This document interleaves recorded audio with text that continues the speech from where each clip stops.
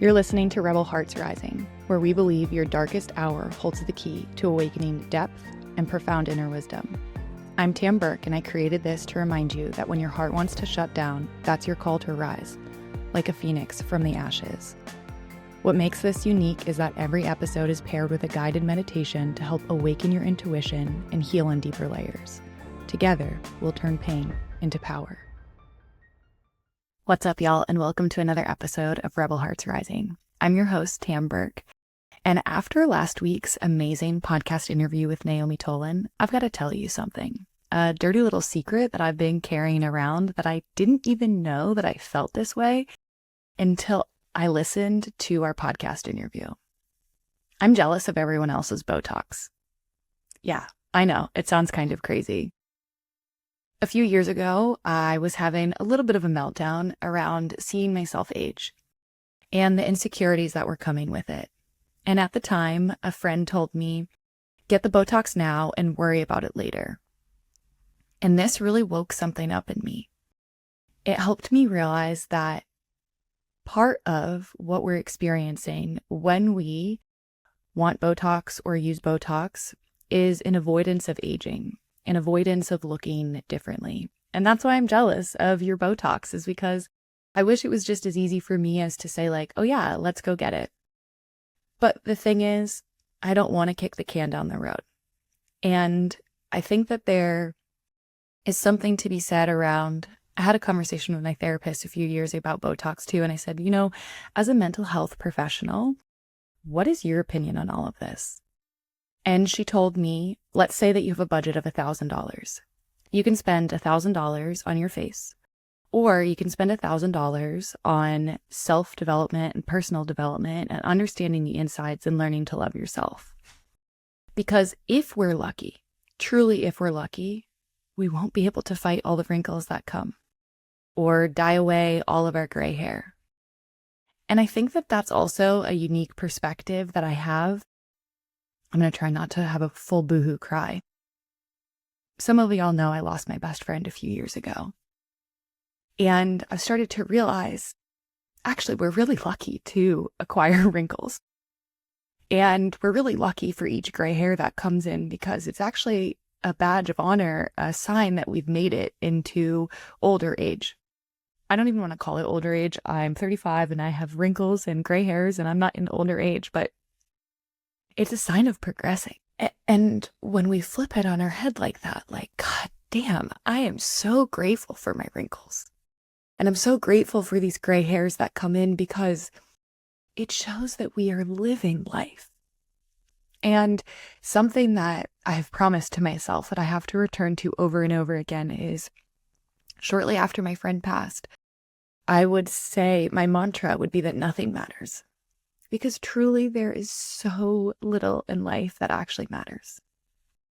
And if you're lucky, and I'm using air quotes, to have experienced profound loss and grief, you know that there is very little that actually matters. Today in my meditation, I meditated on how grateful I am that currently in my life, everybody is healthy and alive. And as some of you may know, I have a 14-year-old dog who is aging gracefully. And you start to recognize that our time is limited. And it's easier to see this and have this appreciation in your pets. And I think it can be a bit harder to see it in humans. And so after I lost my friend with this mantra, nothing matters, I've really started to recognize how little in life matters. Our wrinkles don't matter. You can see her in the corner. That's Bailey. Our gray hairs don't matter. And when I had to have a little pause there, because Bailey is pretty much allergic to crying. And so as your girl got tears, she's like, please let me out of this room. I want Botox. I want to preserve my youth. I want to have no wrinkles. I want to, feel vibrant, feel like I'm in my prime, feel all of these things that come as we start to look at our own mortality. And isn't that actually what we're doing? Is perhaps an avoidance in recognition that we're aging. And so if you use Botox, I am jealous and I'm absolutely not judging you. But for me, and I reserve the right to contradict myself. In 3 weeks, I might be like, y'all, I got Botox and filler and I feel the greatest I've ever felt. But the internal fight that I have and the reason why I've realized that I'm jealous is because I sit with these deeper things. I've always been a person of depth and someone who likes to really face things head on. And I don't know that Botox will fix my problems. I don't know that Botox will allow me to understand what it means to really age and to age gracefully. And so I'm creating this episode for you, whether you get Botox or filler or not, that actually doesn't matter. But I want to invite you into appreciation for making it this far. To turn criticism into celebration around the way that you look. And something that I often do when I'm teetering and jealous of Botox is I Google female shamans and I look at how wrinkly they are in their older age and I see their beauty. And it's so easy to see things in other people and so much harder to do in ourselves. But because I recognize that truth, I try to apply that to myself. And so what if instead of the mental landscape it takes up to worry about aging, I can actually really appreciate it? I can recognize that not all people get to come into this space and into this age. And actually, if something were to happen or I were to pass, wouldn't I be grateful for the wrinkles that I got in my older years? And so this is just a thought experiment. Perhaps for you, it doesn't work and you continue on with your Botox or you struggle or any iteration in between. But I just wanted to share that I'm someone who has done years of self-work.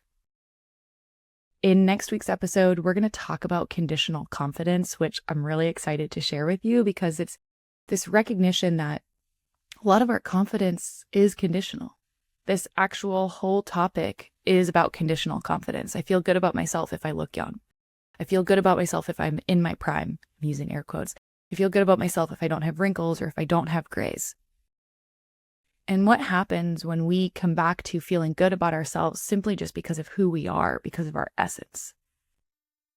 And I've spent years and years and years in working on this with shamans and mental health professionals and intuitives and somatic guides.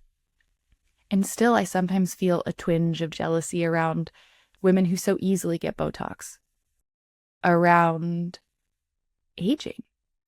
And so I think that this is a really important topic to be a rebel heart and share openly. Y'all, look at TV. Look at everything that's happening. Fundamentally, the way women look is changing because we've introduced these ways to shift our appearance. And so it's normal to be affected. And it's normal to feel anything that you feel on the spectrum, whether that's no feelings at all about aging or Botox, or you're jealous like I am, or everything in between. We're facing something that we haven't really faced before. Perhaps in previous decades, we've had weight loss or different kinds of plastic surgeries, but never before in the history of time has something been so readily available to change or better yet, maintain our youthful appearances. And so this is part of Rebel Hearts Rising too, is having the conversations that might make us uncomfortable. And if I triggered you, good. Being triggered actually is a sign of moving through our own discomfort to allow evolution. Somewhere along the way, trigger got a bad framework around it, and instead it's an opportunity into a higher level of self. And so there's no judgment in anything that you want to do along your journey. But what if you changed the criticism of self into celebration? What if instead you really supported each of your laugh lines and your crow's feet and your 11s and all of the other forehead wrinkles, whatever things, as a badge of the memories that you're moving through in life? And also there's an idea in spirituality that we age because we carry energetic heaviness and it weighs down our body. And so the things that we carry, what if we provided ourselves an opportunity to let them go? And this is why I love working with women. is because it's so healing to have these conversations, to move through these spaces, to have the courage to be really honest with ourselves about what we're facing. So next week, we're going to talk about even more conditional confidences so that you can start to really value yourself for who you are. Because at some point in time, you might lose a job or a relationship or change your housing situation or get in a car accident and not have this car that you used to, and all of these different things that come along the way. And something that's almost guaranteed in conditional confidence is if you choose to have a baby, your body changes, who you are changes, your hormone changes. And so when we value ourselves based on what we look like on the outside or any of the other things that I mentioned, that's when we really get knocked down by life experiences. But when we have the courage to do the deep inner work, when we have a rebel heart that rises to the occasion to decide, to dig into the things that we've decided are ways that we value ourselves, and instead come back to valuing our wholeness, to celebrating our signs of aging, to celebrating who we are, we really have an ability to shift how we feel about ourselves and how other women feel about themselves too. And so as always, if this podcast episode triggered you or affected you or you felt heard or seen, please send it to another woman who needs to listen to this conversation. And as always, there is a dope meditation paired with this so that not only do you get to hear this conversation, but that you get to really feel it on a molecular level. I'll see you in the meditation. Thanks, y'all.